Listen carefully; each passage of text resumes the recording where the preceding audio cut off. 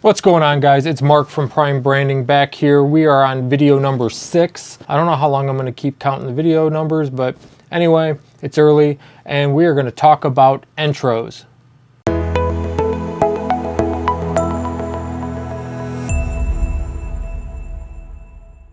So when do you start looking for an intro? Does it make you more professional? When does it hurt your videos? First off, there's nothing wrong with having one, right? It's a little extra branding. It's a little extra recognition for people. Maybe you just want to show your logo. Maybe it's got a little tagline, but it should always, always, always be short. We're not half-hour shows most of the time. Some of you might be, but most of us aren't producing network television or movies with long lists of credits and different legal obligations that we have to fulfill. It's literally a spot just to go, hey, look, it's my video. Isn't my logo cool? You know it's coming from me now. Let's get into the content, right? Breaks up the little generic intro where I tease you what I'm going to talk about and the actual meat of the content. And a rule that I like to abide by is never, ever, ever let that intro be longer than 10 seconds. You ever go to watch a video, it's a 5-minute video, and the intro is 2 minutes, and it's the freaking Marvel Cinematic Universe movie opening. It's flipping and all the different colors and things. And it's really cool the first time you see that. Well, if I'm watching video after video of yours, and every video's got a 2-minute long intro, that I guess I could sit there and scroll over and try to skip it and hurry through. But now you're annoying me. I don't need that long of an intro. I already know it's your videos because I went from your channel to your channel to your channel. Make sure that you're keeping that in mind for the viewers. Keep it short, keep it simple, get it on, get it off the screen so the viewers can get to the content. Now, where do you get that, right? Because not every one of us is a professional video editor that knows how to use After Effects and can tweak and make all kinds of crazy graphics. Well, I use a site called Envato Elements. There'll be an affiliate link in the description. Whether you use that or Google search them, I don't really care. They're who I use. I like them. I spend about $100 a year. It gives me access to video assets, music, stock photos. There's a variety of different services, but we're going to go through some of their video bumpers that are pre-made that then you just have to have some basic editing skills to manipulate it to work for you. And if you're looking for software, there's a lot of free stuff, but I'm a fan of the Adobe software. Otherwise, there's DaVinci Resolve and Sony something, and there's a bunch of other free ones out there. You can look and go find those, but I use the Adobe stuff. Envato Elements, like I said, description down below. I can either click video templates or all items. I'm going to select video template, and I'm going to do bumper. So now I'm going to get a bunch of different concept, right? So I can go through the side here and go through the categories, or I can pick certain programs that I'm using or not using.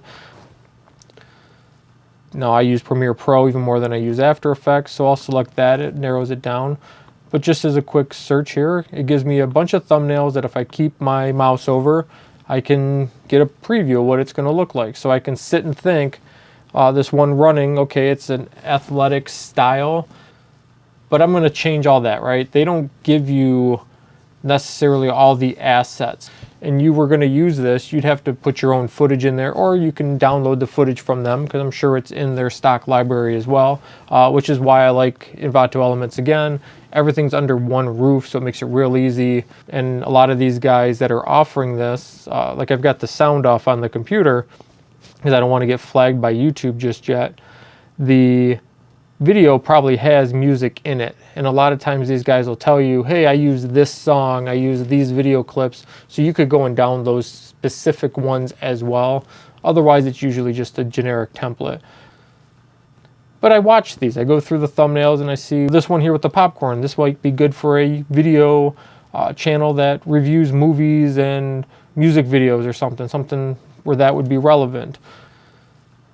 Easter egg opener, okay, something more seasonal where you can change out. Food ones, you know, I mean, they've got all kinds here, but you can kind of watch and see. Even on this, it gives you the timer, right? So it's going to show you how long this intro is going to be. And if I'm getting bored watching it in the little preview, then I'm probably not going to want to watch it on somebody's video. We'll go into editing these and whatnot, but they're usually pretty cut and dry. You click on it, you'll do download, you can pick the project that you want to associate it with, and that's for copyright issues, so that later on you can show, no, I have the license to use this, and you can send that to YouTube or whoever's filing it. You do add and download, and then it'll send me a zip file. You know, I can watch it bigger here. I can go full screen if I want. Just play one. You know, so that's kind of cool. Having the logo flow in. Whole thing is about 8 seconds.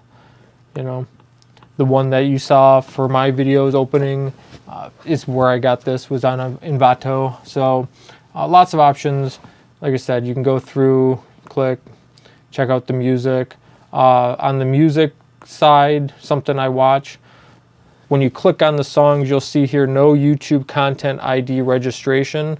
So what that means right here is that whoever recorded this didn't register this through a music royalties company or a you'll see AdRev, there's CD Baby, there's a handful that usually if you get flagged for using music you're not supposed to on YouTube, it's coming from one of those companies.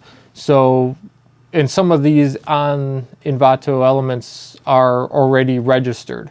Doesn't mean you can't use them, but what happens is you're going to upload it, it's going to get flagged, and then you're going to have to submit that you have the approval.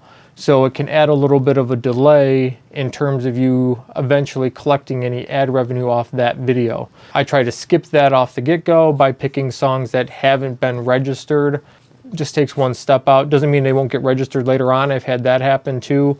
2 years down the road, all of a sudden I get a notification that I'm not making any ad revenue off this video anymore because the artist decided to license through one of these different royalty companies that double checks to see who's got rights to it, and then I've got to go through all the paperwork. And in the grand scheme of things, for most of us, it's not even worth fighting, because what'd that video get? A couple thousand views, so they're going to take the future $5 that I might get from the video. Other things to consider with doing the intro is make it, again, keep it relevant to your channel. If I've got some crazy extreme sports video intro and now you're looking at me and I'm just sitting behind a desk, doesn't really make sense.